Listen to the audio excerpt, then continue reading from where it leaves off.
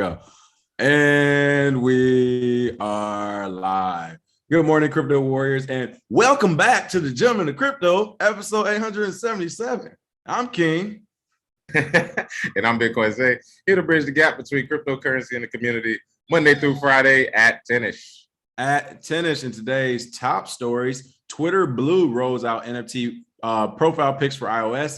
SundaeSwap launches on Cardanooooo, but users report failing transactions, and scan your dog and go walkies in the metaverse. Virtual NFT pets get popular, but first and foremost, Bitcoin Zay, what's going on with those amazing prices today? Oh man, so happy days are upon us, people. I think we're one of the only shows that we get excited when we see a huge dump in the market, and we got one last night. We don't call it a dump, we call it a discount. And Bitcoin is at $38,515, down almost 10% today.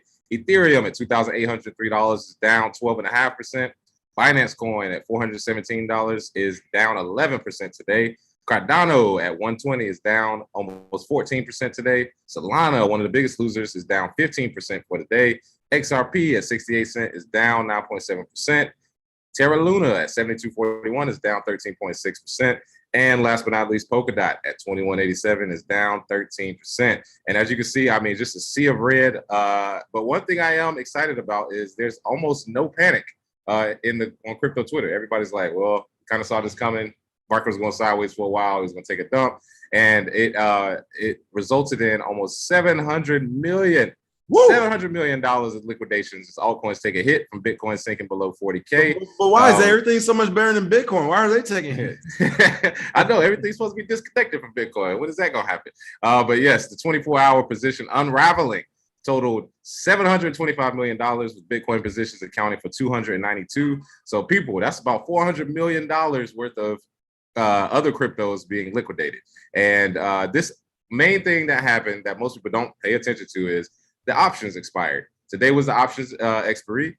Friday options, it involved the open interest of nearly 600 million, considered the main culprit for sparking volatility. People talk about Russia's ban on crypto. That didn't really have anything to do with the price. It was more about the expiring options today, and because it was overwhelmingly bearish, those 10%, 20% drops that we see, usually those days they have expiring options because of derivatives and all those things. But to me, this is great news simply because you get a discount.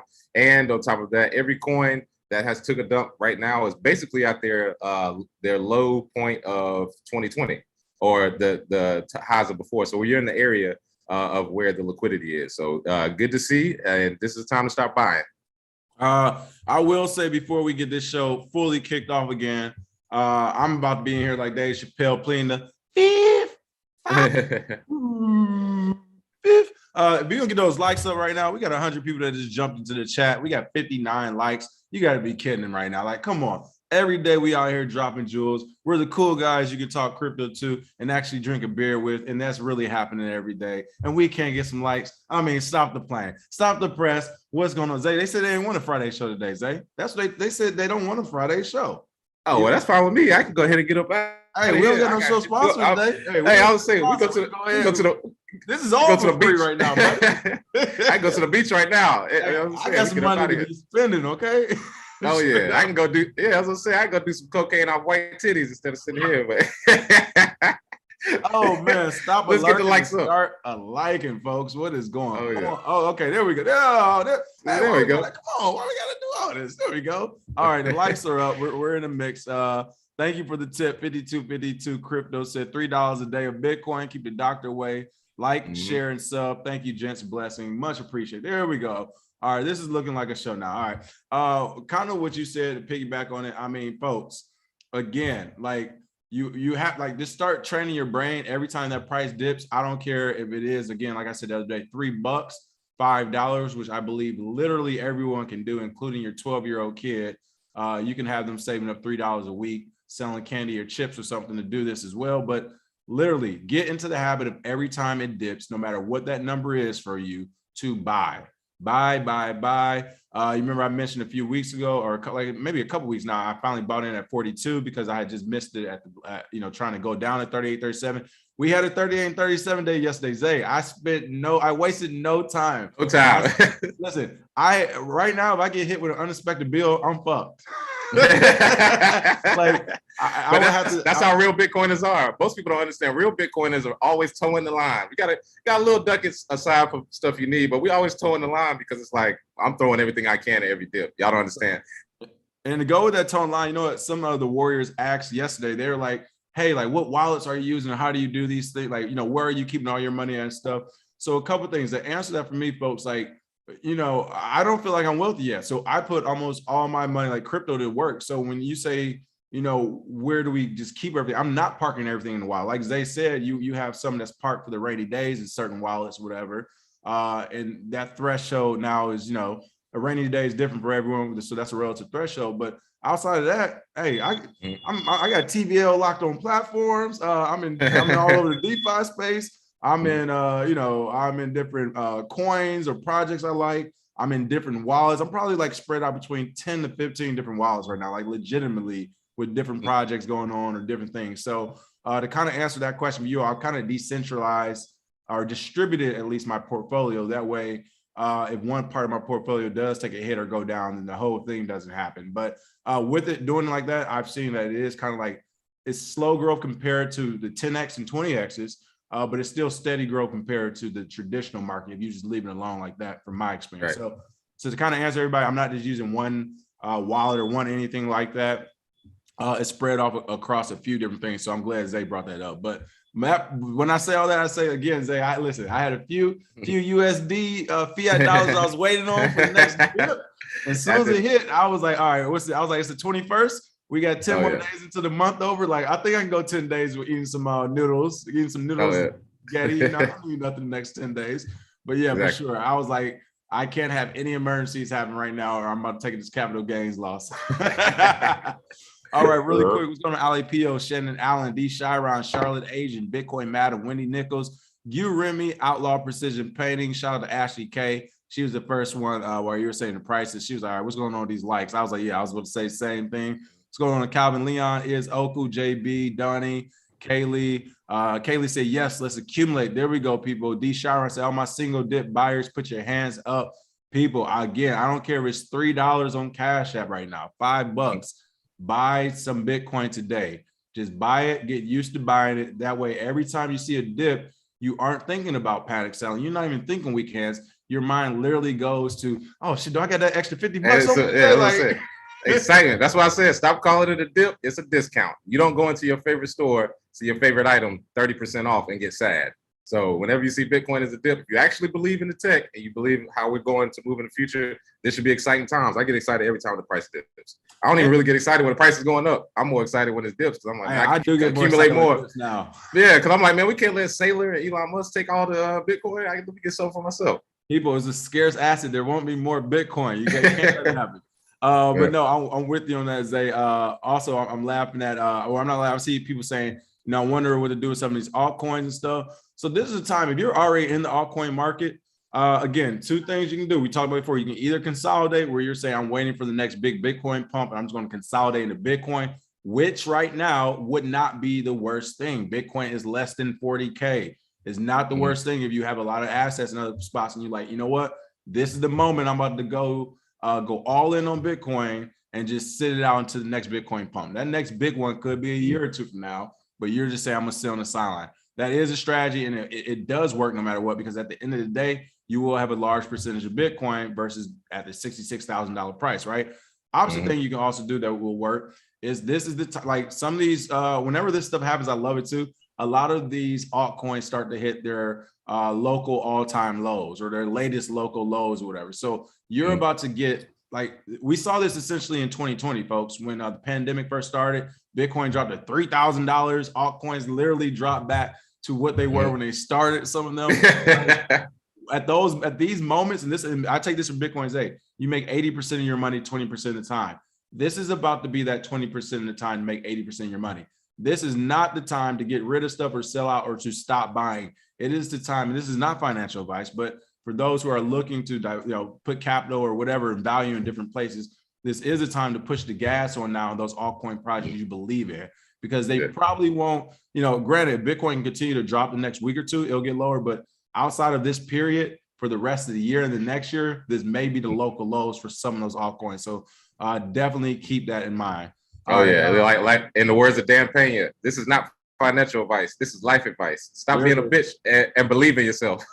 Believe in your investments. There we go. This is life advice. And for STX, I thought somebody asked about STX going on Coinbase. I thought they already did, didn't they? Yeah, they got listed Wednesday. Yeah, STX is already on Coinbase. Now buys and sells may be up in the air because something getting listed doesn't mean it automatically is going. But so they probably want to know. Yeah. Okay. Yeah. All right. Top story of the day. It's crazy. We were talking about, I should have said out loud. I was thinking about it yesterday. When Meta, Facebook mentioned it, I was like, well, we'll only be so long before the rest of them jump on board. But who would have thought 24 hours later, goodness gracious, Twitter Blue rolls out NFT profile pics for iOS, talking about I did it first. Oh, Ray J head over here. It can only be used by paid Twitter Blue users on iOS. Somebody shut that baby up. On Thursday afternoon, Twitter announced that it would be rolling out iOS support for non-fungible token or NFT hexagonal avatars. As of now, only paid subscribers of Twitter Blue using iOS, which costs $2.99 per month, can access the feature. According to a tutorial video, users can connect their wallet, including Coinbase Wallet, Rainbow, MetaMask, Trust, Argent, or Ledger Live, and set it as their profile pic, with the process taking a few seconds. Shout out to Twitter. I mean, who would have thought, like, literally in 24 hours, they were like, and we're going to do that too. Folks, this is what we often say in this space. When it's already the news cycle, it's probably already happening or been discussed. Like, no big company or regulator in this space will throw something out on the news cycle without it already being almost done, essentially. Like, they're not going to put an unfinished product out there. Now, Cardano might do it. Yeah. But most of the bigger projects and things aren't. So again, when I saw that Meta and Facebook, they were talking about it yesterday, in the back of my head, I really was thinking who else was going to be doing it. But I didn't think it was going to come this quick. I thought we might have a few months or something. But again, this does actually put out utility and a use case for NFTs. Even if it's a profile picture, everyone kept saying, what to do with this art? Will you just store it on your JPEG? We just store it on your hard drive and never look at it again. Will you just store it on your thumb drive or whatever? It's like, well, now you can use it as a profile picture. And I'm sure it will only be a matter of time before they actually try to put it in the game or in the metaverse for you actually to use it as an avatar or whatever else. But the use case and utility is officially there. Just to be able to use it as a profile picture is enough for some people. It's enough for it to be a real market. And it makes me look at NFTs dipping already. So pretty cool to see Twitter has officially adopted this. What's your thoughts on this with Twitter and I guess Meta and everybody else might be getting to use it? Oh yeah, well I did catch this yesterday on accident because I do have Twitter Blue, which ain't for broke boys. Oh yeah, you got to. I was about to say, all right, hey, low key flex. I don't got Twitter Blue. All right, low key. Hey, go ahead and shell out that $3 a month, man. You spend it on dumb shit anyway. Man, that sounds like more Bitcoin to me, but whatever. Hey man, $3 a month. But I only did it just to see the features, which are actually good. You can edit tweets. You can view the NFTs. You can accept Bitcoin and Ethereum in your wallets. And I actually did a short video of it when I saw it. Because I couldn't believe it. I clicked on somebody's profile and it just came out of nowhere. I was like, oh, this is new. So if you can see, I clicked on this profile and then boom, the NFT pops up. You can view it. You can see the description. You can see how it looks, contract address, token standard, all that stuff. And then quick video, I went back and did it on my own profile to see if it could do it. And didn't do it at first, but if you go to your edit profile, you can actually when you click on it, it gives you the option to choose NFT, which is pretty dope. I can choose an NFT. And one of the best parts about that is some people have the JPEG on their as their avatar. So people are like hitting them up and it's like, can I buy your NFT? And they're hitting them up and people are getting scammed. So again, because people don't understand IPFS, they don't understand having the token. They just think, hey, you got it, it's for sale. So this actually make it real, and this could verify people that have the actual NFT. So again, I actually think it's getting more centralized. So it may not be good, but it's also helping the people who already have it. So shout out to Twitter Blue rolling this stuff out. Shout out to Twitter Blue. I agree with you. Definitely is getting more centralized. But for something like NFTs, like when I look at NFTs, it's like how decentralized or distributed does it need to be versus does it work as the technology of what an NFT is supposed to be as far as ownership and rights? So I will say I get it because it's in crypto, but I will, it doesn't have to have the same level of decentralization as we want with our currency and money. Now, of course, if you start talking about NFTs as currency or value or as the lending practices that you're talking about, then yeah, the decentralization aspect of it is definitely a turnoff as well. And I think we'll see that. We'll see those decentralized platforms come out and protocols come out where they say, hey, we're hosting NFTs. No one owns it type of deal. But yeah, it's definitely centralized now, but I do think it's good for the marketplace. Like you said, to be able to put it as your profile picture. If you did want to sell one of them and you didn't want to just limit yourself to one of the different platforms, because you have to use either OpenSea or LooksRare or whatever now, you can now put it on your Twitter and eventually Meta and everything. And like Zay said, that's another way to sell it. So that is pretty cool to see. Shout out to them. Finn, thank you for the tip for always taking us off the ledge. LOL, just kidding. Just a little for you all and a little DCA for Bitcoin. Cheers, gents. Thank you for that, Finn. Much appreciated. Much appreciated. All right, what else we have going on? Oh my goodness, people. Fuck Bitcoin Friday. First of all, feel free to call in with the smoke per usual. Let me go ahead and put that invite link in the chat. And I'm going to go ahead and pin that. Again, if you have any smoke, call in today. We got something wrong this week. Call in. We actually only have about 20 minutes left on the show today. So please, we're going to reserve today's call-ins for anyone with smoke. Hopefully the guy who did a thing on Bitcoin's A book can call in today. We'll see. But I'm pinning that message right there. But what reminded me to talk about the smoke was this. Oh my goodness. As I put it in the title, Cardano. SundaeSwap launches on Cardano, but users report failing transactions. In another episode of We Told You So, people. You're not like where's the Larry David music when you need it? I'm glad you said I'm getting a soundboard together. So I'll put all right. The first DEX on Cardano launched on the mainnet to allow traders to perform swaps and add liquidity, but network congestion has slowed transactions processing. Wait, you mean to tell me they're having scaling issues? What? It can't be. Maybe there must be a channel out there that told everybody that, hey, just because these projects are hyped up and they got all these trees going to Africa, it doesn't mean they'll be able to properly scale or even deal with regulators when the time actually comes, and that would actually hurt the project. Couldn't have been the gentleman in crypto who say all this. No, couldn't have been us. No. Oh my goodness. All right, but folks, Cardano's first decentralized dApp, SundaeSwap, has launched, but it's causing frustration among users due to congestion, platform errors, and failed transactions. They're asking, is this just a case of expected teething troubles under an influx of excited users, or is there more to it? Again, this is SundaeSwap, a decentralized exchange and token staking platform. The mainnet launched Thursday, marking a milestone in the Cardano ecosystem by being the first dApp to utilize its smart contracts. However, as you already seeing, the network congestion has essentially slowed it down and not stopped. You can see here it says, SundaeSwap CEO Mateen Motadbab posted a message saying if your order is on chain, it will be processed. Orders are failing due to congestion. Please be patient. Hey, man, stress test. Stress test. Oh, got his first stress test. Zay, what's going on with this story? Real quick, scroll up really quick because I want people to see this because we've talked about how these projects a lot of times, so right there. We've talked about a lot of times how projects can promise one thing and then something else actually happens. All right, right here it says the price of Cardano's ADA climbed 50% over the past week leading up to the launch, right? All right, so one of the things you have to realize, and let me share here, King, is that this is the Wild West. If you think this was organic growth, let's take a look here. The first swap orders. Oh, he about to call him out. The first swap orders got into the blockchain 21:38 UTC time, 7 minutes before the launch.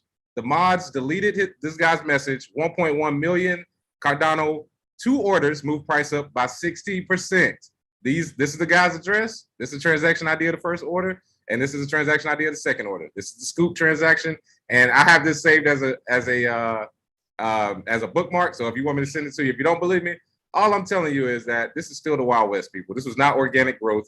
This was something that they tried to push out to force people to think that this was a successful launch when it was not. You had congestion on the network. You got your first stress test. It didn't. You're saying it was not a successful launch? No, not when two orders pushed the price up 60% 7 minutes before the launch. That's insider trading.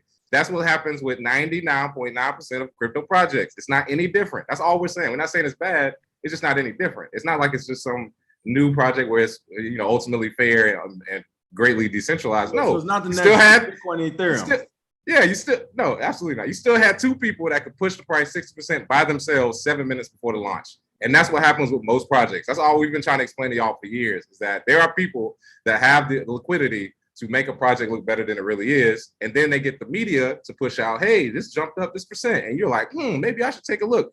Maybe you shouldn't. And Cardano at this point, again, they need some time. They still have to grow. They said they're going to have twice as much throughput next time around. So we'll see. But again, with these projects, you have to wait and see. The tech has to work. And Charles Hoskinson, again, he has to prove himself. Not giving out no free passes over here. And to be fair, folks, we're saying all this to say it again and pat ourselves on the back. We told you so. Like, technology don't work like that. Like, you still got to stress test it. That's why out of everything we keep saying, it's like the bottom line is if it's a new project and they're just earning the top 5, top whatever, they will be going through a ringer round of regulations, which Cardano hasn't even done yet. Neither has the NFT market nor the DeFi market. DeFi market, I think, might be safe because NFTs and things like Cardano are taking the attention, luckily. But you're going to go through a regulatory ringer and you're going to go through an actual stress test of scaling. Just because they say they have the fastest transactions doesn't mean it's true. They're saying it because they don't have the volume. As Bitcoins, they would say, no one's actually driving in Idaho, so you can claim you don't have as much traffic as LA. Well, no one's there. So again, we had to bring this up. This is Fuck Bitcoin Friday, though. So if you're a Cardano lover and you think SundaeSwap is going to work and it's all good and we got it wrong, feel free to call in, but I don't think it's going to look good. Really quick, Leroy Forbes, thank you for the tip. Cardano definitely ain't it. And Sergeant Crypto said Bitcoin trade called it next SundaeSwap. Hilarious. I didn't see that one. I got to check it out. First up, we got Michael. What's going on, Michael? Welcome back to the show. What you got for us? Hey, guys. How you doing? So good, I know that there's somebody else waiting, so I'll be quick. 3 things I want to ask. So first one is, this is for you, Zay. So you love to say, oh, yeah. So I got to ask you, are you a Randy Macho Man fan? Back in the day, yeah. But I started doing that. I forgot I had this guy I used to work with, and he used to say it all the like every little thing. He'd be like, yeah, go grab such this. Oh, yeah. So it just became like a funny. Back when I was in college, I worked in a warehouse. So it was hilarious when he used to say it. So I don't know, it just caught on with me and never went away. Real quick, I didn't know you worked at a warehouse. What year? Yeah. I worked in the warehouse junior year, night shift. I used to work from 12 to 6 a.m. See, people don't know it. And I'll get up at 6 a.m. That's what you're dunking off too. Yeah, exactly. Had to go work. Yeah, they come back, go straight to class at 7. Hey, man, I've been working hard. I remember the car wash days. I was like, wait, when did the warehouse I was working car wash during the day, warehouse at night. That's what I'm saying. People don't even realize. That's how I have money to throw parties. All right, what's up, Michael? What's your second question? All right, what else? What's the second question? So the second thing is, so I don't know where you guys stand on XRP, but lately, the last few days, a lot of things have been coming out. And the one thing that the digital asset investor showed, which was interesting. So the very first coin I bought in 2017, actually I got for free, was XRP because the exchange was giving it for free if you sign up. The very second coin I purchased was Ethereum. At the time, it was $9. And the reason I bought Ethereum is because when I did my research, I saw that the Bilderberg group was behind Ethereum, which if you're a conspiracy Illuminati person, you know who they are. Yeah. So when you see that they don't want to reveal the papers to the courts, they don't want to reveal the people behind it, because I mean, listen, you guys have been talking about it. When you just follow the money trail, things just come out in the open, and XRP is going to win this case. I agree. Let me tell you something. They're just trying to stall them out. Go ahead, Zay. Let me tell you something that I saw with XRP. You know why they're going to win this case? Because they're helping the SEC bring down Bitcoin with environmental studies. Ripple Foundations is putting out environmental studies about Bitcoin, saying how it's bad for the environment, and that's what they're going to do to get over with the SEC. They're going to try and help bring it. You know how Ethereum, again, like you said, Bilderberg Group, JP Morgan has one of the biggest validators. One of the Asian banks is one of the biggest validators. It's a bunch of bankers in Bilderberg giving it right back to the people that had it before. That's why they like Ethereum, because of validators, they control the market. So everybody that likes Ethereum for its technology, cool. But as money, they're going to try and convince you it's better because it doesn't use energy consumption, and they're going to try and spin the geopolitical wheel. Oh, if you use Bitcoin, you don't care about the environment. It's coming. We've already seen it coming, and XRP is helping them out. So if I had to give something, fuck XRP. They're trying to bring down Bitcoin because they suck. Get them out of here. Anybody that helps regulators, and we were standing up for them. Remember that, King? We were saying we don't like regulation coming in and taking over. But what happened was they probably showed them, you're going to have to pay this fine. You're going to have to maybe do time or whatever. And they said, well, just help us bring down Bitcoin.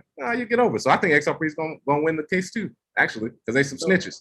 And I agree with everything you said. I mean, that basically takes that whole question. The only thing I would just piggyback real quick is, you're taking out some of the smoke we were saving from one of these Ethereum people. Like, we're trying to catch them off. We're trying to catch them off the blind side. Like, we don't know this information. All right. Don't so I'm sorry, man. I'm sorry, man. I'm hyped today because I was hoping a dude would come and talk about socialism today. I'm hyped. I'm just ready. Yeah. People in the chat, like Bilderberg. I'm like, hey, hold on, we're gonna save it. But I also agree. I think XRP will win the lawsuit. But essentially what they're doing, they're just trying to slow them down. They're trying to slow them down, take money and take resources so Ethereum can get even more of a head start. But this is like one of the primary, if XRP loses, as we keep saying, 90% of the market will lose. If XRP loses, that would be the bubble. 90% of the market overnight, motherfuckers would need to disappear quick. Like, SEC is coming if XRP loses. So I don't think that would happen where they will lose, but they're definitely just trying to slow them down. What's your last one, Mike? Well, and Zay, the comment you made on Wednesday is so true, because I've heard people say that more energy is spent during the holidays on Christmas lights than with Bitcoin. But your comment on Wednesday is so true. The propaganda or the just get the brainwashing is real. When you were talking about the people at the conference, all they want to talk about is the energy. And we know it's not true, but the brainwashing is real. Yeah, I was at North American Bitcoin Conference.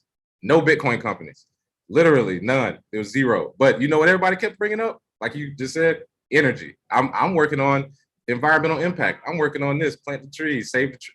And I'm looking at them and I'm like, so you're telling me you want proof of stake because you want to save the environment. And that's what most of the entire conference was. And they got brainwashed. Just like I said, if they can brainwash you into wearing a diaper on your face for 2 years, they can definitely convince you that you're saving the environment by getting rid of Bitcoin. So again, it's just another long line of fights we're gonna have to go through. It is what it is. Exactly. So the last thing, and I saved it for last because King, I don't want you to kill me. It's a little bit about Cardano. All right, go. Let's get it. We only got a few minutes, so we got to get out. Oh yeah, I gotta head out. Yeah, we gotta go. Okay, so I mentioned to you guys about Pavia. Yeah. And so last week I bought 2 pieces of land for a little over 400 USD, and now it's at 800. And when you compare that to Decentraland and Sandbox, which their minimum is going for 12 to 15 grand. I mean, right now Pavia is a steal, and like I said, they've got portals set up where you can go in and out of Sandbox and Decentraland. So if you're looking to buy land, to me, that's where to look. I would say no. We saw Monday of this week, Pavia was on the news. From Friday, we did see that it had his nice pump, and I was like, he just came on the show and talked about it. So we did see it. We didn't mention it because it was just, again, for us, it's just like another metaverse type of deal, another land, digital land. But no, we agree with you. If it's if you are in that space and you're looking for digital land, that is another one that's coming. And just from the speculative point as well, like, yeah, they are coming on the heels of everybody. So we see it. I agree with you. I see it. I haven't jumped in on Pavia yet. I haven't done enough my own due diligence on it, but I have seen them starting to shake up the market as well. Zay, did you take a peek? Any more peeks at that? If you I haven't had the time. Oh yeah. If you decide to buy, go to the marketplace and just look from low to high so you can get it at the cheapest prices. There we go. Make sure you all checking out Pavia. Leave in the comment section what you all think about it as well. Appreciate that, Michael Valdes. As always, we check you out next time. Thank you, guys. Appreciate you, bro. Sure. What's going on, Ryan? Coop D'Ville. We got a couple minutes with you. What you got for us really quick? You muted right now. I got to unmute. Hey, yo, peace. I got smoke with these lobbyist groups. Like, do y'all know anybody that y'all fucking with? I can say the curse word, but y'all these lobbyist groups, like, what the hell are they doing, man? They do what they always do. They lobby for the people they work for. And if their competition is Bitcoin, they're going to do what they do. And these lobbyists have money. At the end of this week, not to cut you off, Zay, I'm going to be in front of Michael Saylor. I'm volunteering for the Government Blockchain Association event, right? I'm going to be there. Y'all going to be there? Nah. Where's it at? Where's it's it at, in DC? DC. It's going to be on Capitol Hill at the White House or some shit or somewhere. Nah, I got invited, turned it down. I'm gonna go to East Coast in the winter like that. And I'm gonna talk to Michael Saylor. I'm gonna be like, what are you doing about these damn lobbyist groups? Because they obviously dropping the ball. Hey, he might give you a job. I would say go out there and holler at him. He might be like, look, I've been looking for some lobbyists. I'm about to start my first black lobbyist crypto firm. Y'all gotta come back me up on this shit, God. Real, man. Hey, go do it. Yeah, that's what I'm talking about. But good luck, because they got a lot of people that's trying to lobby at the same time right now. I'm gonna holler at all the people I know. I'm gonna come with that. You gotta start a lobby DAO. Lobbyist DAO. Start a lobby DAO. You know what? Bong. That's the idea, yo. Bong. All right, now much appreciated. But listen, people have actually broached that idea to us as well. They said we need to start like a lobbying thing, and it's like, you know what? As good as it sounds, folks, show me the $50 to $100 million first, so I got some legal money to fight off all these companies who are going to hate us for real. We can make that happen, but if not, y'all gotta start off. We can do a lobby DAO. Let's do it. Let's do a lobby DAO, gentlemen. No. You missed it. No, you missed it. Now we're gonna do it. I said have the money, and then we'll come and do it with you.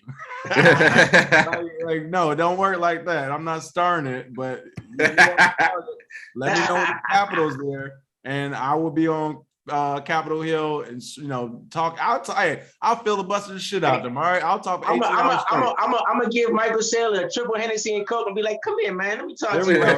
There we go. All right, Ryan Coop D'Ville, nice chatting with you as always. Appreciate you, Ryan. All right, thank you for the tip again, Sergeant Crypto as well. He had tipped us another one. I was looking for it. He said Bitcoin is freedom technology. I definitely wanted to call that one out. And also thank you for the tip. Only the realest stage. Cheers, gents. We need to compare Zay to Warren Buffett, if not better, and King to the St. Patrick of crypto. I don't know how I feel about that. I gotta be the gangster. But that was probably true. Anyway, what else we got? Last but not least, scan your dog and go walkies in the metaverse.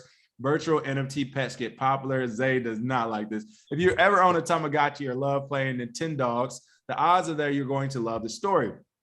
Says here, research suggests that the height of COVID-19, the number of people searching for a furry friend to keep them company hit new highs, not only physically, but also in the metaverse.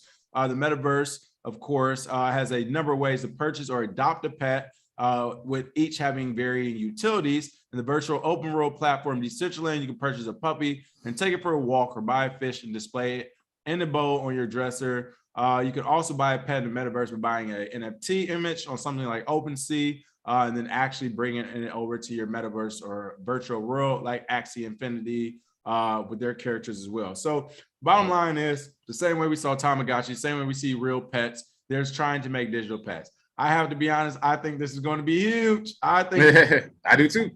It's one of those things people, like they said, especially in in COVID pandemic, everyone's going to digital landscape. People need things to do. And Tamagotchis were popular. I actually saw Tamagotchis were kind of trying to make a comeback, but what's a better way to make a comeback than to have a virtual pet? So not only are you showing off your avatars, your NFTs, and your virtual house and car and everything else that's going on in the metaverse, but now you can actually have like a rare pet or a rare breed of this. Like I say, let's not even do regular pets. Like it's the metaverse. Let's get crazy. Let's do pet dragons. Let's do mythical creatures. Like I want to see unicorns that can talk in that motherfucker.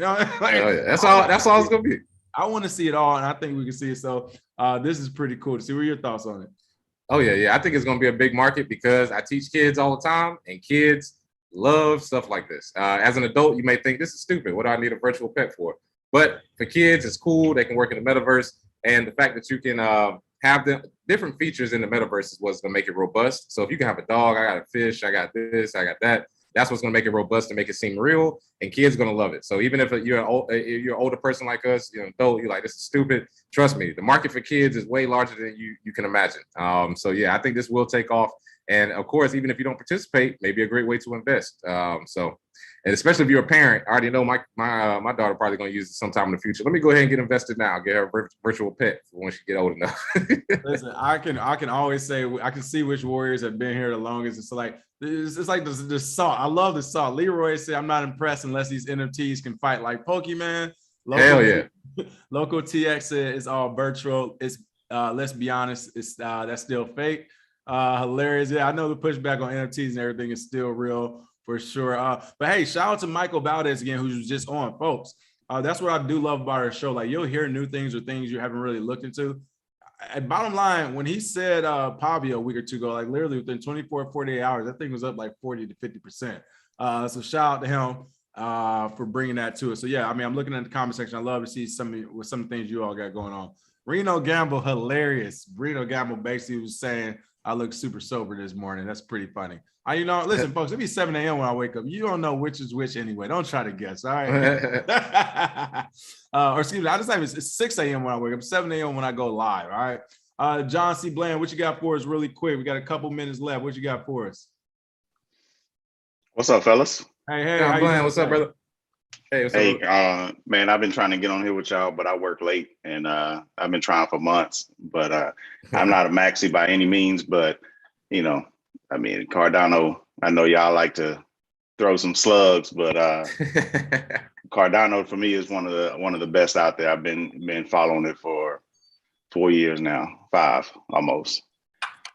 So what kind of smoke did y'all have this morning? I missed it. What do you like about Cardano? Like, what do you like about it, and what do you think the community is getting wrong about it? Because right now it doesn't seem like a lot of development, but you've been following it, so you tell us. Well, there's actually been a lot of development consistently, and that's one of the things that the community gets wrong. So we've basically it launched in 17, right? 19, we launched. 20, we launched. 21, we launched, and 22, we're launching more. Like every single year, we're releasing something. So we got to proof of stake. This is the thing that I don't get out. Also, Ethereum was supposed to have ETH2 in 2015, 2016. Not even. We smashed it. We talk stuff about Ethereum all the time. We talk about everybody. But that's the thing that I don't get on the community though. Like, so it's 6 years for ETH2, and Cardano has been around for 5 years, and we have proof of stake and smart contracts now. We're working on scaling, of course, right? Which is one of the things that needs to happen for sure. But Ethereum doesn't get you're slow on development, right? Because smart contracts came out first. But staking has been around on Cardano now for 2 years.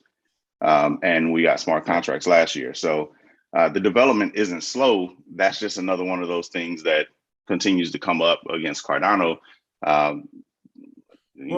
First, okay. I mean, they call it a ghost chain, right? Like it's a ghost chain. Nothing's on it. Nothing's happening. We had the most development last year across the entire industry. Oh, we gotta get you all a Hex. You gotta get you a Hex on the line together. Yeah, we gotta get you a Hex. So what's going on with SundaeSwap? SundaeSwap is having a rough deploy. So they have this scooper approach. First time around, I will give it to it. First time around is always rough for most projects. So I'm not gonna bash them on 1.0. Right. I mean, look, man, they have like the biggest hype in the Cardano ecosystem right now. We've had a DEX for over a month now with MuesliSwap, but they just kind of came out of nowhere with no fanfare. SundaeSwap has had massive fanfare. And they have this scooper approach that is having some scaling problems. Like they're having troubles. Part of it is due to Cardano. We've been at 92% load throughout the entire week. So we have Tuesday is a new update coming out where they increase the size of Plutus scripts, which are the smart contracts. So that allows a little bit more inside of a transaction. So that'll improve. But it's going to be a give or take for a little bit, right? There's liquid protocols coming out here pretty soon as well, which that one's going to be another one that this year's the year for scaling. Really quick, Zay, I know Zay has to leave. So Zay, you can give a quick comment on Cardano before you head out. I'll pick it up. We'll keep the conversation going for sure for a few minutes, John Bland, because I see your name all the time. I'm happy you finally could come live. Shout out to John. I know Zay's about to leave. He has to run. What are your last comments on this, Zay? I'll pick it up from give me the baton. Let me know your thoughts. Oh yeah. Like I said, most of these projects, they have to be stress tests. They have to be, pushed. so that they can see how the TPS actually works, and then security as well, make sure there's no hacks or any, nefarious actors. So yeah, they're going through growing pains like everybody else, and I just don't see Cardano at this point. They haven't done what they've said is coming, so you have to just wait and see. So again, I can't really give a synopsis on Cardano long term because at this point they just haven't done what they've said they will yet. Now, if they increase to millions of transactions and they have dexes and they have all this stuff going on by the end of the year, kudos to you all. That means they picked it up, but at this point, just haven't seen it. And the SundaeSwap drop was kind of a little iffy. I don't know if you were on earlier when we showed that somebody was able to pump the price 60%. 7 minutes before SundaeSwap was released. So they actually found it on the blockchain. They saw that somebody pumped the price. So I was like, the manipulation is still there to bring the hype, but then SundaeSwap ended up breaking down itself. So yeah, it's just a few things in the crypto market that just happen every time somebody launches. Cardano's just, they gotta have to deal with it. Gotta lick their wounds. But I'm out. Absolutely. I gotta head mayor's office. But yes, appreciate you all. FBF Fridays, appreciate you all. And definitely have a good weekend. All right, Zay. All right, we'll keep the conversation going for a few minutes. John, just make it fun or whatever. I'll be the Cardano hater for the day. First, Jaron, we got to go to the comment section. We got to make it interesting. Go to the comment section. Jaron Perzo is saying, what makes Cardano the best to you? So in your words, short synopsis, you see somebody on an elevator. Hey, you heard about Cardano? I heard about Bitcoin and Ethereum. Why you telling me about Cardano? What's your response? All right, so I'll tell you the first reason why I started following Cardano. Well, first off was Charles Hoskinson's video about bringing Cardano to help Africa. And it kind of threw me a little bit that somebody was actually focused on helping Africa. But it wasn't just the fact that, man talking about Africa sort of thing. I'm a developer. I've been coding for 20 plus years. And so when I looked at the way that they were approaching it, it was in stark contrast to all of the ICO craze. Right, because I got into it in 2017, so I'm class of 2017, and man, I got some XRP first. Was my first one. It went crazy, right? That's when XRP boomed up to like $3. So I was hooked, but I started buying all of these ICOs. They didn't have a roadmap. They didn't have any, software development lifecycle, all that sort of stuff. Cardano had all of that, right? The other thing was that Cardano was basically working off of the Bitcoin account ledger in terms of UTXO. And so it was utilizing something that was clearly proven, and it was going to extend that into EUTXO. So that right there was what I like. And it was research development driven. Right. So all of those things kind of fit because I'm a developer. It just kind of fit for me. And I like the approach to it. So I will definitely give you the kudos and respect on the developer part. And this is why I like people coming on live so we can have these conversations. It's like, all right, now I know I'm talking to the developer. Like this is a different conversation versus a Twitter or a chat message where it's like, all right, well, who is this person? Right. So that, all right, I can respect that. So what I have to ask though is now from an investment or a value point of view there, as we always ask, would you ever sell your Cardano? No, because I'm earning about 4 to 6% on my staking. No, but without the money you're earning, let's say there wasn't any money to be earned, would you sell the Cardano? If it's, let's say Cardano tomorrow hits $30, are you selling Cardano? Oh yeah, absolutely. I like that.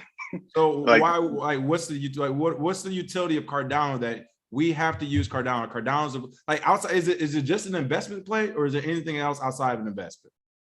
No, it's not. It's not just an investment play. And what I'm saying about selling it is, I will sell some of it for sure. Like a 30x from what I have right now, like that's a little bit of FU money.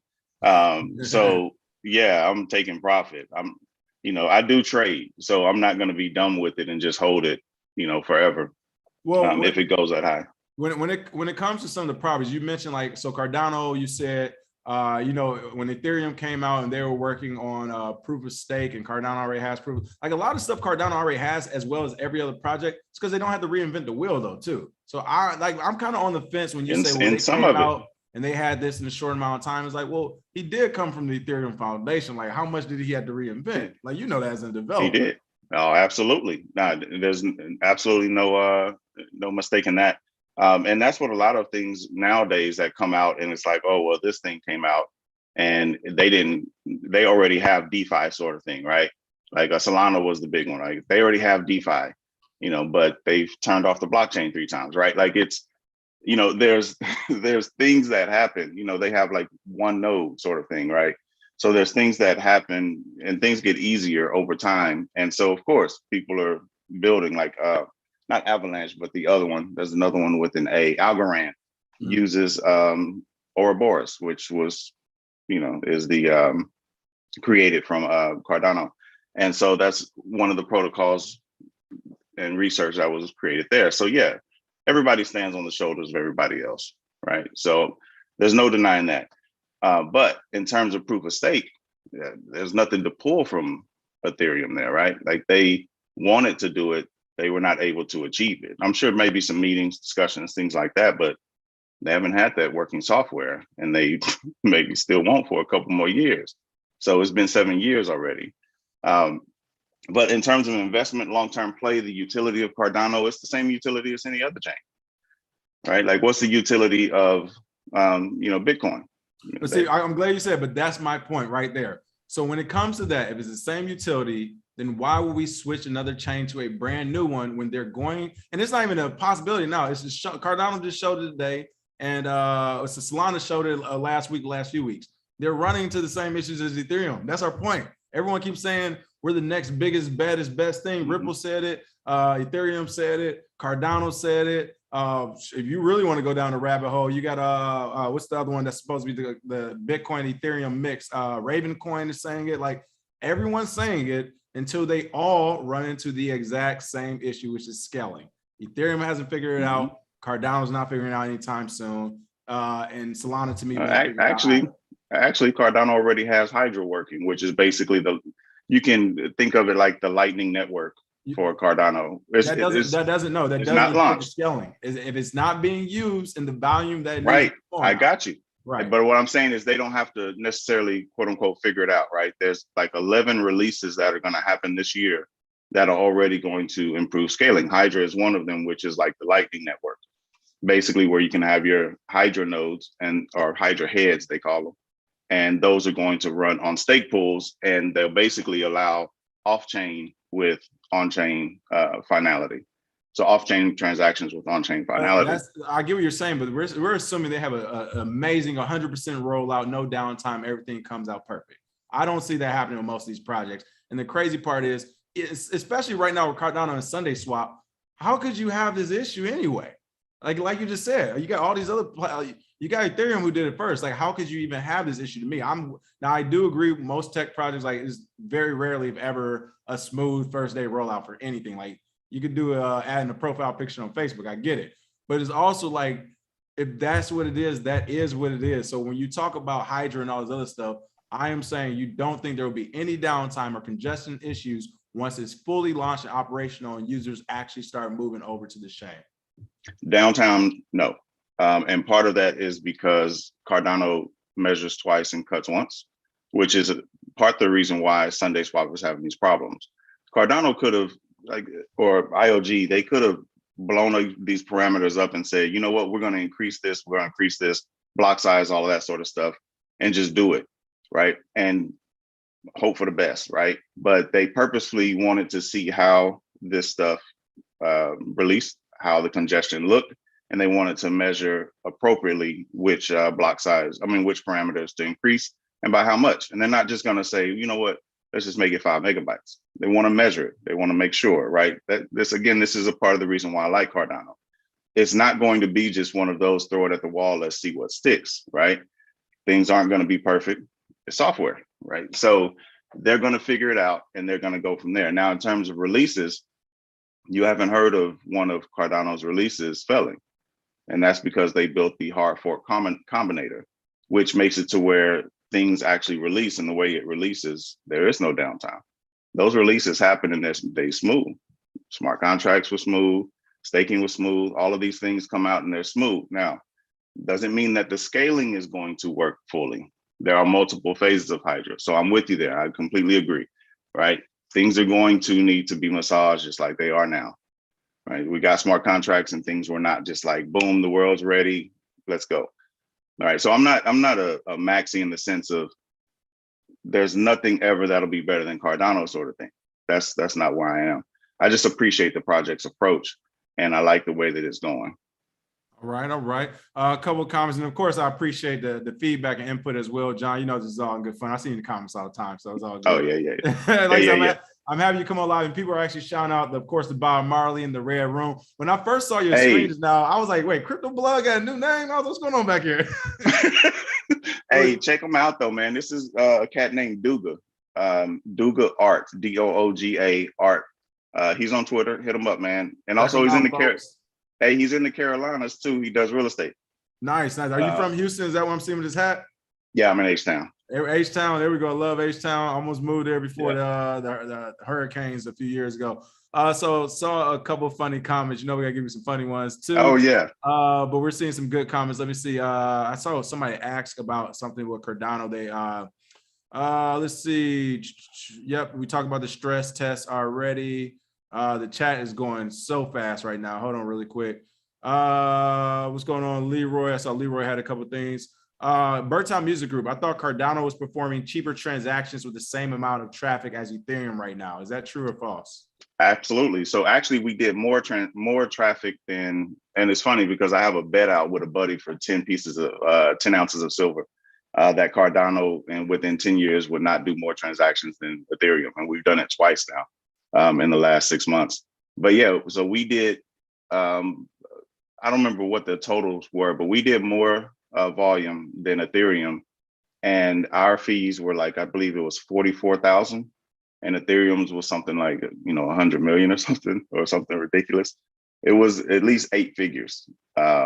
So yeah, the fee structure is ridiculous. Now, here's the thing that I think a lot of people don't catch is that Ethereum, back when Ethereum was less than $100, the fees were like a few, as small as this as well. Right.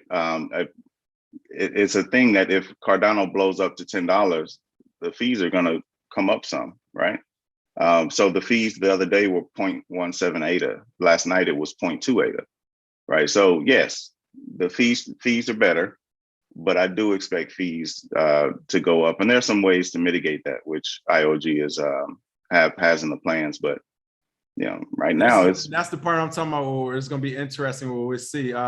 Leroy said, why does it need a quote lightning network if it's already so fast? So there's a different, so transactions per second is actually, it's really not a good metric because a transaction on Ethereum, if I want to send you 10 different assets, I send 10 different transactions. We've seen transactions on Cardano where you send one transaction and there's 100 assets in there. And that's because it's the EUTXO model. It's not account-based model.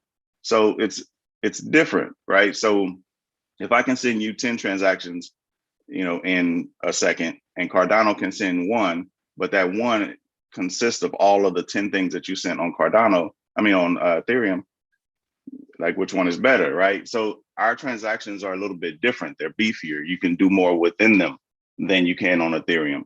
But Cardano right now is not crazy fast. It's not, I don't even think it's one of the top 10 in terms of speed with some of the others like Solana and those others. So it needs something in order to promote that sort of scaling for peer-to-peer transactions, which is what Hydra is. Hydra's here for peer-to-peer transactions. All right. Let's see. S1 Dubs. All right, here go the funnies. You need a shorter elevator pitch, homie, unless you plan on stopping the elevator. Hey, you better. They said respect to you for coming to shield Cardano. S1 said I respect how John. That's S1 though. You say I respect how John is repping his shield. Kudos to you, John, for sure. You gotta, hey, kudos to anybody who's still standing here. For sure. Let's see. Here's a good one. Not necessarily Cardano. Where do you think the price of Bitcoin will be in 5 or 10 years? Let's say 5 years. 10 is too far. Let's say 5 right now. 5 years. So that'll be roughly the next bull cycle. And I believe on the chart, hold on, because I actually got the chart right here. If we go to the 4.236, we're going to be looking at over 156,000, right about 158 at a minimum. So when we hit that point, most likely in the next bull cycle, that'll be the next ramp up. We'll come back down, and I have no idea from there. I'll read the chart when that time comes. But I think that's a solid minimum too. To be fair, that time frame, I'm 100 something is a very fair, solid minimum as well. BSX said, I respect this guy. He has no commitment issues. I dumped Cardano like she was a girl that talked about kids on the first day. Let's see. Hey, look, man, the comment section, sometimes I'll come in here and watch and just be reading the comment section, man, because the comments, like the community is dope. It's hilarious. Yeah, I just seen you in there too before. Yeah, I come in there every now and then, but I work late, so I don't always catch the live. Right. Jay the God said 200 dApps in the pipeline, 2 DEXs on the chain now, and Hydra coming this year. We'll have millions of transactions per second possible. All right. We got John was like, I'm gonna be on TGOC today. Come through and chat. Holla at me, homie. Let's see, what else do we have? Hey, real quick, that is one of the things of Hydra though, is that each one of those heads can eventually like push a million transactions a second, right? With these complex transactions I'm talking about. So if all of the stake pools, which is now around, I think 2,000 or 3,000, if all of those are doing using Hydra heads, then we're looking at multiple millions of transactions a second. Like it could be massive if they're able to execute on it. All right, last couple of quick ones, Michael. We're gonna let you off the John, my fault. I'm looking at Michael. Michael said he asked about the deadliest wallet or whatever. He said it wasn't even working. Daedalus. Yeah, he said it wasn't even working. They had these issues. He said, what's going on with that? He said, what about their down Daedalus wallet? I couldn't even access it for months. What is worse than not being able to load your wallet full of money? So what's going on with that in Cardano? I'm not sure what he means by it wasn't working for months. Feel free to hit me up. I'll help you with it. But basically, Daedalus is a full node. So when you open Daedalus, it has to load the entire chain, right? You're running a full node at that point. You're not processing transactions, but you're running a full node. But the thing with Cardano is you're not creating a Daedalus wallet. You're creating a Cardano wallet. So if you want to open up ccvault.io, Yoroi, Nami, any of those, and you can import the wallet and use it wherever you want. So you can have Daedalus, your full node wallet, and then you can import that same wallet with your 24 password or 24 word recovery phrase. You can import that into multiple apps and use that same one elsewhere. All right, so I have 2 quick questions for you. First is, how much time do you have right now? You got a few minutes? I'm good, man. It looks like Reggie's gonna jump in, so hey, I don't know. I highly doubt he's gonna be for you, so it might be against you. Oh, so yeah. I might have to moderate this one. You two can have at it, so I'm gonna let him join. And then second question, Leroy Forbes, thank you for the tip. What would be the Cardano price in 5 years to you? He says. Cardano, let me see. I'll tell you. I like that you look at the chart, John. Like, I'm with that. Hey, what's going on, Reggie? Have you on a second? Yeah, so Cardano will basically get over right around $9.30 at the 4.236 Fibonacci retracement. So whether that happens in this cycle or next, I'm more so banking on next, but we may end up getting back up to $3 or $4 this cycle. All right, y'all heard it. There you go, Leroy. It just depends on how this cycle moves, man. We don't know when we're hitting a bear, but the bear is coming. And Commander Gore said, King of DeFi, none other. Let's welcome back to the show, Reggie Middleton. What's going on, Reggie? Isaiah said he saw you down at the conference. He's pretty excited about that. He was like, man, Reggie's pretty cool and everything. So welcome back to the show. How are you, Reggie? What you got for us today? What happened to you, brother? Oh, listen. Hey, I look, here's the thing. I became super cheap. Listen, folks, I became super cheap. That's what it is. Every time I'm about to spend money, I'm always just like, I could buy more Bitcoin in 3 years, it'd be worth this. In 2 years, this would be worth that. And that's literally what happened. I told Zay, I was like, look, I was thinking about, because if I do things, I do it big. So I was thinking about going to Miami. I was looking at the trip and where I was going to stay. And essentially it was like, Zay, I'm about to spend realistically, I was going to spend $10,000 go to Miami for a few days. I was like, I'd rather buy more Bitcoin. And I'm glad I didn't, because I literally just used that to buy the dip, which is why I was excited today. I was like, I just literally bought 0.1 Bitcoin yesterday off some more. And that was what I was going to use to go to Miami. So that's my whole point why I don't go anywhere. People always ask me. I always think about it, but I'm just like, I want to buy more Bitcoin. I'm that guy right now. What you got for us though, Reggie? $10,000, brother. Listen, for the flight, the hotel going to be $2,000-$3,000, and then you're going to go. I'm going to the club and going to nice restaurants. Like, come on, I earned it. COVID, I might die next year. Like, can I spend it and enjoy it? Well, this is how right? I paid $50 round trip from the ticket at the last minute from New York to Miami back. That's $25 each way. My Uber costs more one way, $60. Okay, that's $110. I splurged a little bit on a hotel, but it was still less than a G. And see, you're a fly brother. See, females like you, so you can always stay with the girls. I gotta pay and get my own hotel. So, you know, What? so I saw Zay, and you know, we need to, you know, we should do a little special. I could give you all some information that you'd be privy to. You should be the first to launch it, since most media outlets still don't want to launch it. We have a few that, you know, we're going to tell the truth, but not many. Someone asked me to come on board and discuss what I observed at the conference. So two things jumped out. I went to the North American Bitcoin conference and I didn't see one Bitcoin vendor. Everybody on stage was NFTs and this and that. Nobody said anything about Bitcoin. I caught that vibe when I was starting to see the panels and guest lists already, which is why I say years ago, I already saw like where conferences were heading. Like, yeah.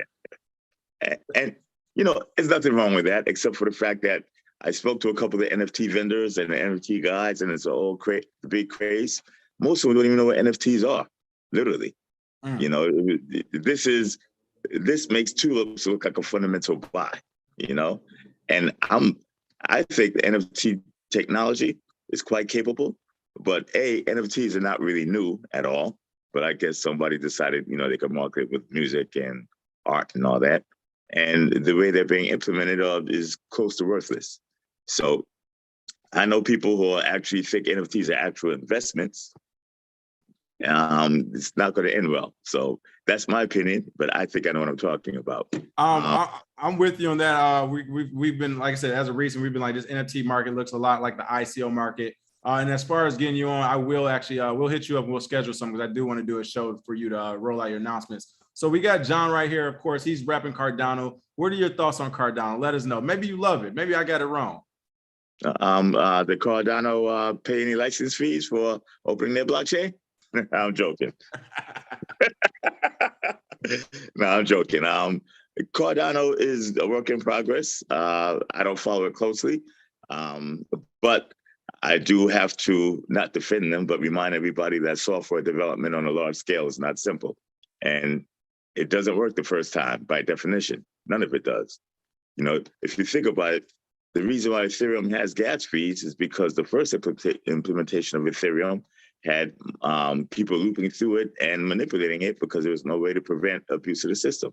So they went back and implemented gas fees.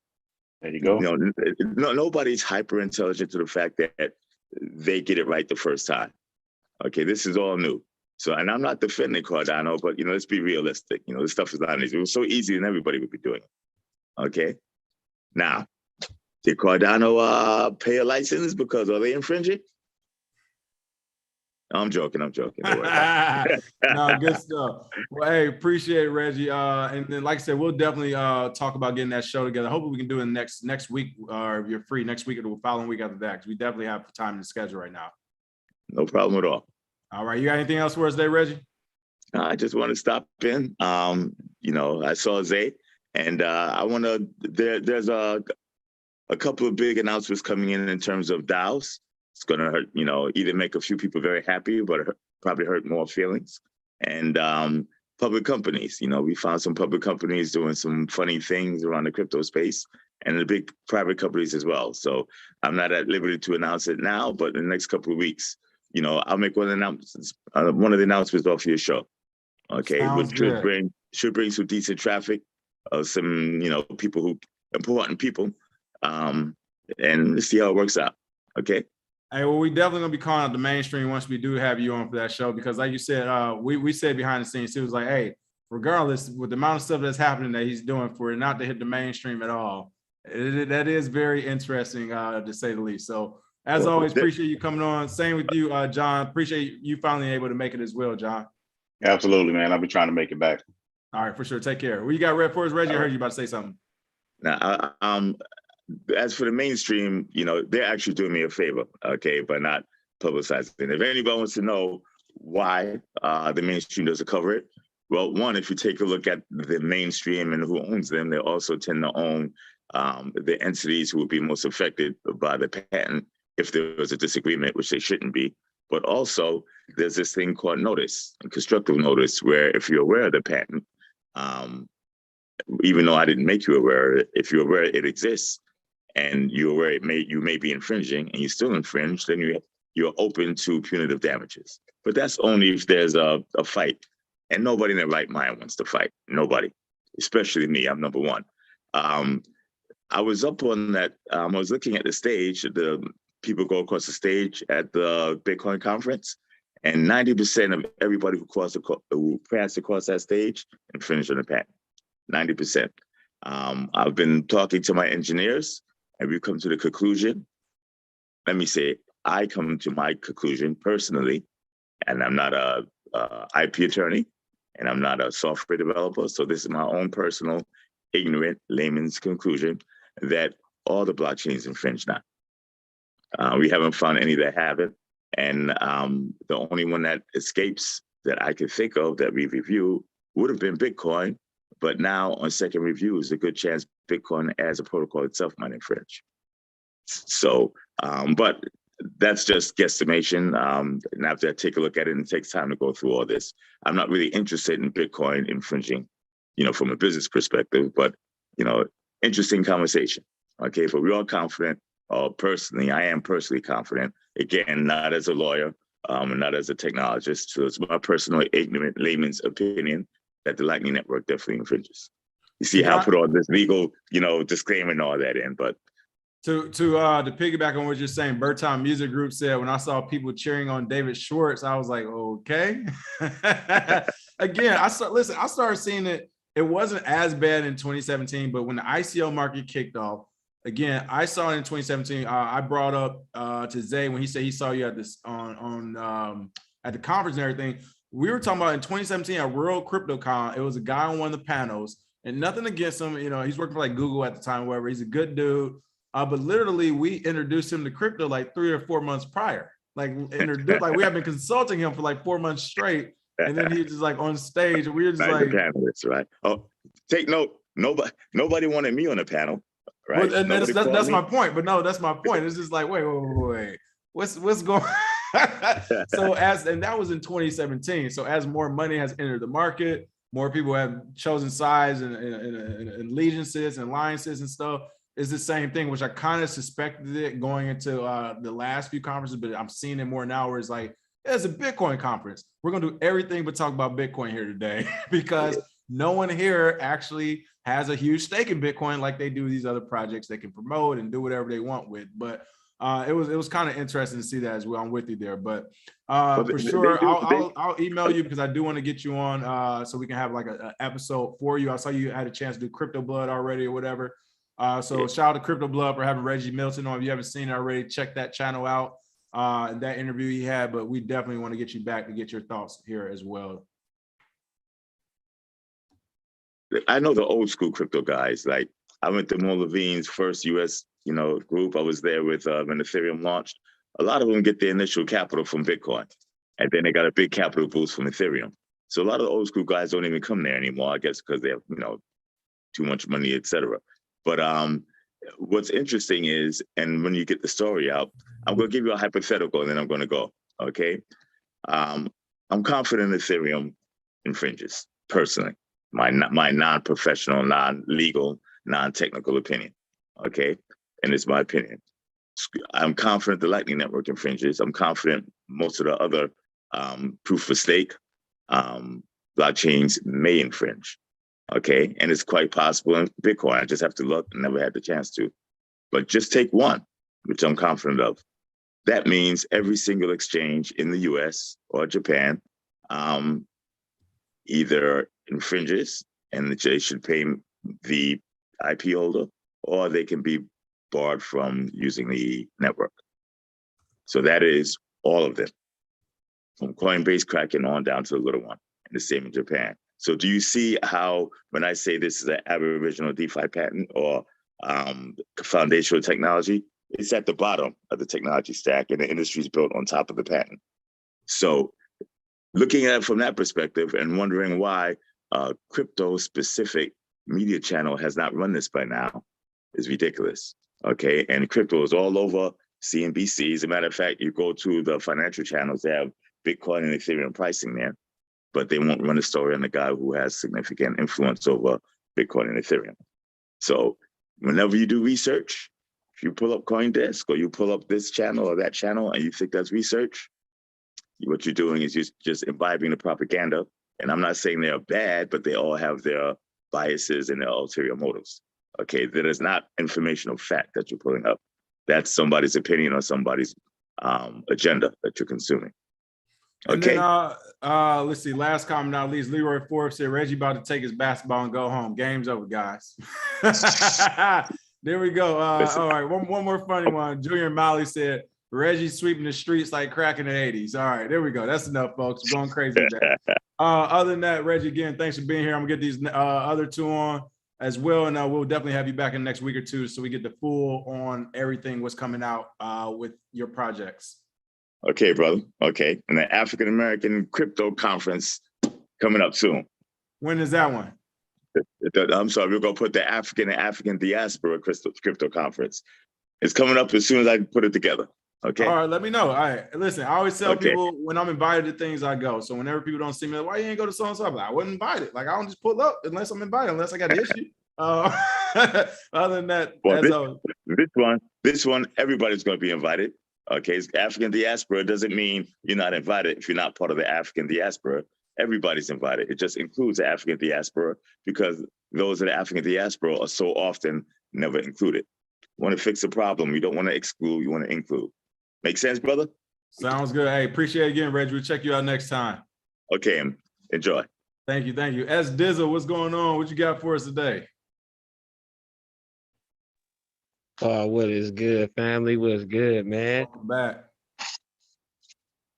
Oh, man, you know, not much today, man. I just, you know what I mean? I'm just wanted to call in. I ain't never got no smoke for Bitcoin. I just love calling in, actually.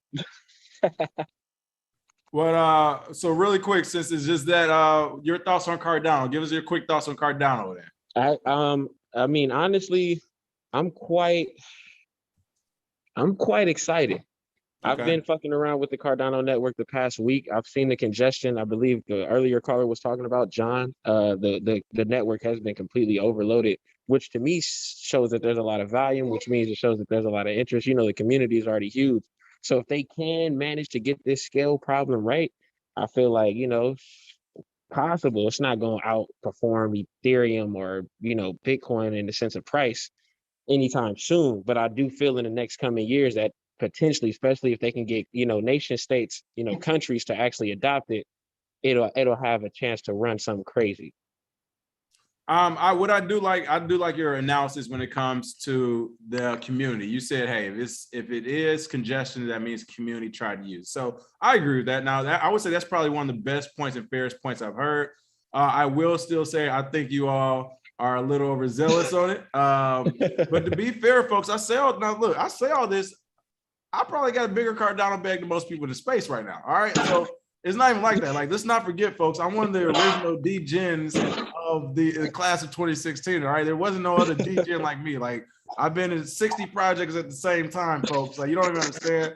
I don't go that crazy anymore because I just don't. But yeah, Cardano's one of the ones. I'm still in it as well. I'm just sitting around. Like, to me, if it works out, good. If it doesn't work out, another project that didn't work out, consolidate it and trade my I'll trade that bag back up to where it needs to be if it doesn't work out. But I say all that to say, like, I'm still in the project, but just looking at it from what I see, and that's my biggest issue. I just see so much of the same. I just see so much of the same narrative I've seen with other projects. I know how that narrative is. It's literally in about 2 to 3 years, it's going to be a dead silence because it's going to be the Cardano ×2 that comes out and compete. Hopefully I'm wrong. Hopefully, because if I am wrong, then hey, I'll win with you all too. But I don't know. We'll see. We'll see. I hope I'm not. I mean, you know, and it's like all you doing is observing, man. And it's like you say, you're the original DJ, and you probably got a fatter bag than all of us. So you do got more to lose. And first of all, investment advice: you don't invest more than you could afford to lose. So if you do lose, it's okay. You know what I mean? But if you win big, it's even better. That is but I true. do got a question for you. On a serious note, I invested into like this meme coin project, and I was talking to the team. They said that they are building an ETH bridge. I don't necessarily understand what is the pros and cons of building an ETH bridge, and is that even a good thing, and is that expensive? And can you just give me your perspective on that? Expensive, not necessarily, because there've already been different bridges built. So as far as the coding side of it, kind of what John and I were talking about, like they wouldn't have to reinvent the wheel from scratch. Like they're already developers that know how to do it. They should be able to look at other bridges and figure out how to implement it. Now, as far as building the bridge, I'm not sure exactly why what the utility of the project would be. I guess possibly they maybe they want to be able to trade or lend on Ethereum or something like that. That would be the only reason why, for the most part, because you can already swap in and out of tokens. So for a meme coin to do that, to me, just like hearing that sounds more hype. It sounds like, oh, we're building this whatever bridge. And it's like the next question would be like, okay, for what and exactly what does it do? Like, what is the utility of you spending time and resources on this bridge, other than you being able to tell your community we have this update, which is the Ethereum bridge. And for people who are not really looking at the technical details, they just get hyped about like, yo, we got this Ethereum bridge going. Like, what are you talking about? This project is moving. So for me, especially for meme coins, saying something like Ethereum bridge, just that technical word is enough for the people who invest in meme coins. Like, bro, they got an ETH bridge coming. Like, I don't know what you're talking about. So just off of first thought, that's how it sounds, but I would need to do my own due diligence but that would, like I said, ask them why they actually would need it and what is it going to do. But other than that, much appreciate you come back really quick. I got to give you a funny one too. Just inform you, said son looking like the neighborhood watch sign. All right. Hey, check you later as always, SDizzle. Thanks for calling in. Much appreciated. Yes, sir. Much love. Yeah. Jaron, what's going on? I think I pronounced that right. If I pronounced it wrong, let me know. How you doing today? I'm good, and yourself? Good. Is it Jaron? Yes, it is. Perfect. What's the word? I always see you in the comments as well. Thanks for finally joining live. I think you said some funny stuff today too to have me laughing earlier. What you got for us today though? I like this background too. That's pretty cool. Yeah, that's exactly why I called, because the smoke between cryptonomics and Reggie needs to be settled. It's always I know that's why you're calling. That's why I was trying to get them off first. I saw. Yes. Somebody said the link is in the chat, so I'm showing my face. I said, let's pull up.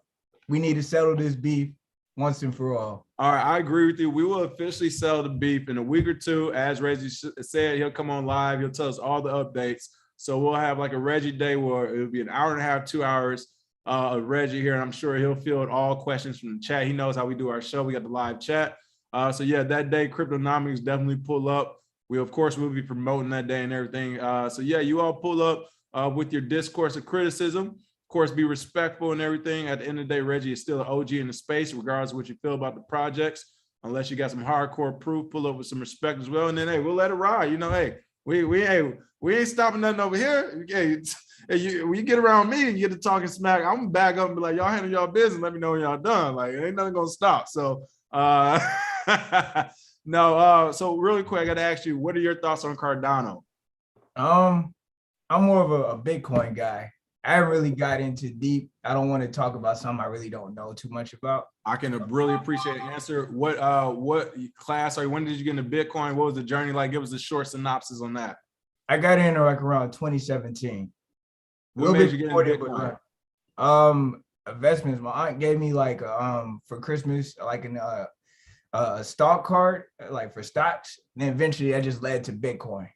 Nice. So are you still in the traditional market as well? Yes, but I'm more so not really putting more money into that. More of my money is going into like crypto and Bitcoin. Same, and that's what I tell people. Is like, and again, I'm all about diversifying, and I get it, especially for newer people in crypto. But I'm just to the point where I diversify everything in the crypto environment. It's just like, it just don't make sense to me. I get it. I have cousins and family who are still traditional market. I got one cousin, he's in the traditional and the crypto market. He does a little bit of both. But my thing is, every time I'm in the traditional market, even after I get a win, I wrote out some of that AMC win a year or so ago when everybody was going crazy on AMC. I jumped in on that, not a lot, like just a few bucks worth, just to play around. But made some AMC money. And even then, like as soon as I made the money, I bought Bitcoin the same day. I was just like, it don't make sense for me to put this back into it. So no, I'm with you as well. When it comes to Bitcoin, I guess, what's keeping you most interested about Bitcoin? What do you like most about it? Just the way it's shaping the world is moving from fiat to more. My apologies. Oh, good. from fiat to more just like an actual decentralized coin or money where people can have a chance to be able to make money and less wars being fought over like the dollar or whatnot. Just that whole the concept or idea behind what Bitcoin is supposed to be. Nice, good stuff. Well, as always, hey, thanks for calling in. And like we said, we're definitely gonna make sure we promote and tell everybody today. Reggie come back so we can get everybody on at the same time to ask all the questions. Much appreciated. Thank you. Enjoy your day. Hey, you as well. Thanks for calling in. Cheers. And I want to give a thank you for Protocol Launches for the tip. Said Lazy Cheems to the moon. Michael Kennedy said, all right, so here's the thing. I haven't yet, Michael Kennedy. That is on my to-do list for the weekend. Michael Kennedy said, you diversify yourself a magic cat yet, LOL. So here's the thing. I have not. And this is why I get to 60 things in a portfolio at sometimes, because whenever I hear things 3 times, 3 is a trend. This is like the 3rd time Michael said something. I would rather lose money on it at this point now than it makes money. And I'm like, damn it, he told me 3 times and I didn't put $5 into it. So I'm going to look at Magic Cat this weekend, Michael, only because you keep saying it. Maybe I'll throw like, a few Satoshis toward it just to see what happens with it. But that would be pretty cool. All right. Last few comments. I'm going to check out these comments, whoever that is, the show for the most part for the day. Let me check out the last few comments. AJ Digi Future said, nobody went to war over a math problem. Hilarious, right? Let's see. Loco TX, AMC Apes got them diamond hands. I did that to kill off the companies that shorted. Oh man, I missed Jaron. Jaron, if you're still listening, Leroy came through and killed you at the last second. He said you look like a background character in The Wire. That's hilarious. Y'all are funny as I don't know what in this chat today. Let's see. Only the real estate said Kings about them sats. I am. And here's the reason why people are serious. On a serious note, I'm about my sats and I believe in Bitcoin, the project. So much now, it is mostly from time in, but again, when I first entered the market in 2016, I could have really aped in and I would have been way more further along the capital trail than I am right now. And I didn't, because at the time my financial advisor was like, oh, you want a baby step, only put a percentage and all this other stuff. And essentially no one knew about it. So all the information I was getting outside of my one homie, which was Zay, of course, I trust everything he was giving me, what he was saying, but just as far as the business end of how I was going to, I was getting out the military, I was moving to a new city, I'm doing all this stuff all at one time, and I'm like, all right, well, let me not overdo it if I don't know the growth. Bitcoin was only about 300 and something bucks at the time, like $350, $360. There was no way. I am telling you, by the end of 2016, when Bitcoin hit $1,000, that was the party. And then at January 1st of 2017, everyone in the industry, like literally, the highest number that was put out there was a $5,000 Bitcoin in Q1 of 2017. Q4 of 2016, when everybody started making predictions, and Q1, you can go back and look at everything, a $5,000 Bitcoin was supposed to be the ultimate high. I think Cliff High was saying like 5,000 something, and people were looking like, that's going to be crazy. Like, we just hit 1,000. How are we going to hit 5,000? That was a 5X. No one saw $19,600 coming from a 2017 Bitcoin. No, I'm guaranteed. Like, if anyone says they saw that, they are lying to you. They're scammers in the space. When we were in the industry, no one saw it. So my point is, when you're talking about some of these price points and some of these projects and stuff, and specifically Bitcoin, when I look back at that, I did not ape in at $300 and something now. And I remember after that year, after 2017, after those 2 years, I was like, all right, I don't care what the price is. I'm buying. I see the technology. It works. It's not breaking. Right now, it's the longest, strongest chain.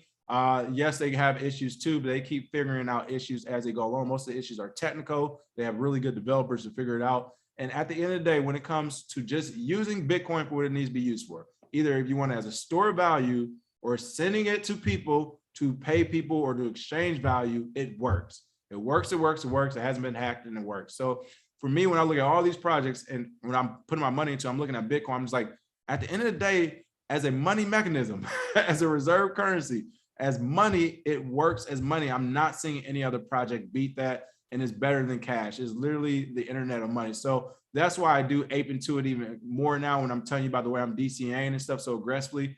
That is the reason, is because I feel like I even missed the boat. So some of you feel like you're early. I got Bitcoin. I feel like I missed the boat.